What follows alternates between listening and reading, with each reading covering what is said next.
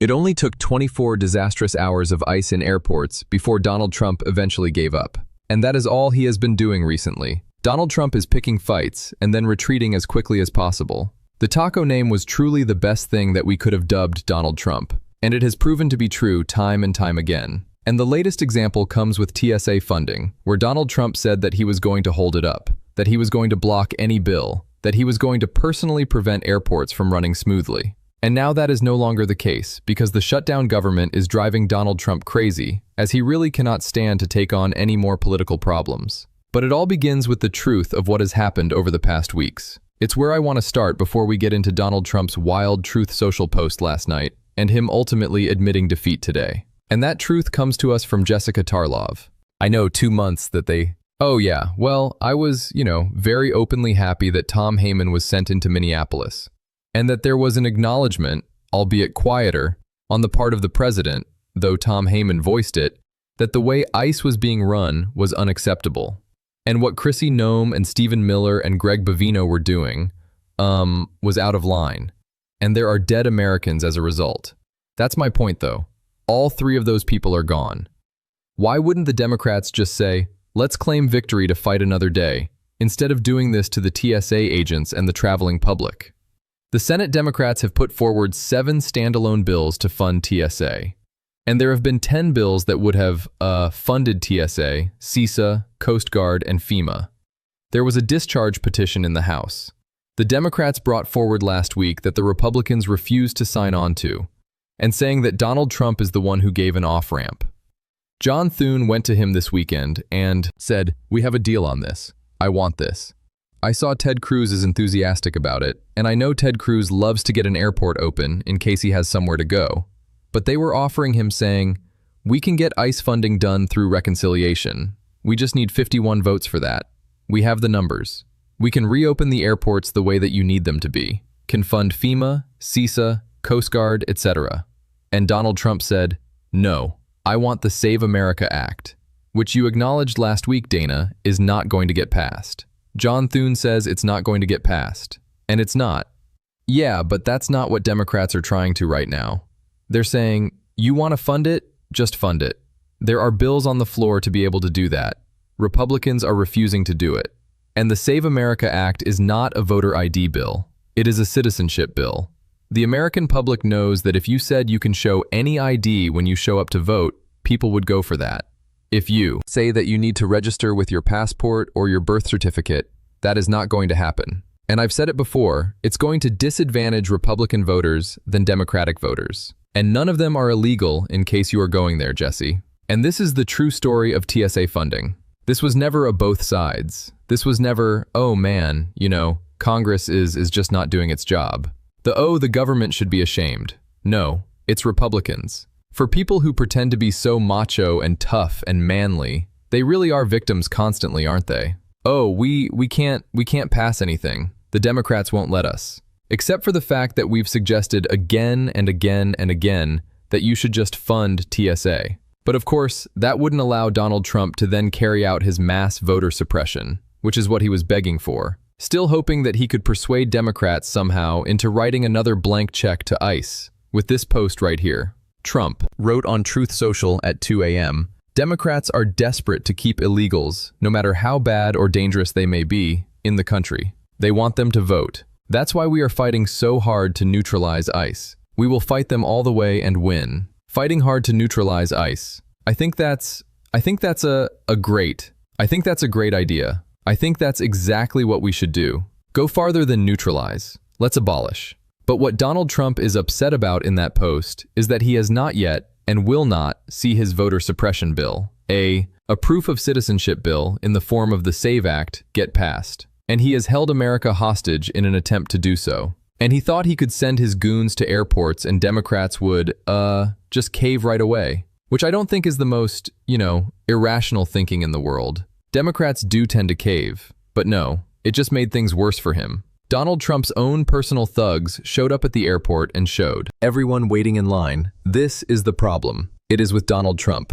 which is why he was so willing to admit defeat. Senate GOP says Trump signals shift to backing DHS compromise with Democrats. Senate Republicans believe that Donald Trump is willing to accept a potential deal to fund the Department of Homeland Security following a White House meeting on Monday night. It would be a significant shift for Trump, who over the weekend repeatedly said he would not make a deal with Democrats unless they moved separately voting legislation known as the Save America Act. But Trump signaled he is open to a deal to reopen Homeland Security, even if it doesn't fully fund immigration and customs enforcement, during a 2-hour meeting at the White House Monday evening. According to GOP senators briefed on the meeting, a Senate Republican source familiar with the discussion said Trump is willing to separate funding for the enforcement and removal operation from the Homeland Security Appropriations Bill in order to get enough Democrats to support it and fully fund TSA. So, no longer will Donald Trump be able to hold over the heads of every American traveling, I guess, the threat of being arrested and killed in the airport. So,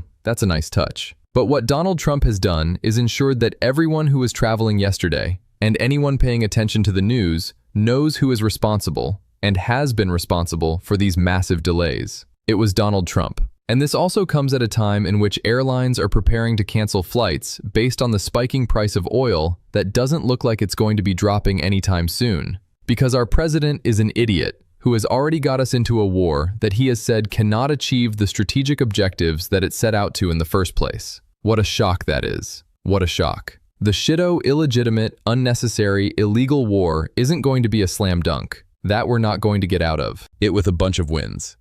And maybe it was just an opportunity for Donald Trump to distract from the Epstein files for a couple of weeks to do some heavy insider trading. By the way, 14 minutes before Donald Trump made his post yesterday announcing that, well, quite frankly, we have such a great deal cooking and I'm on the phone right now with Iran.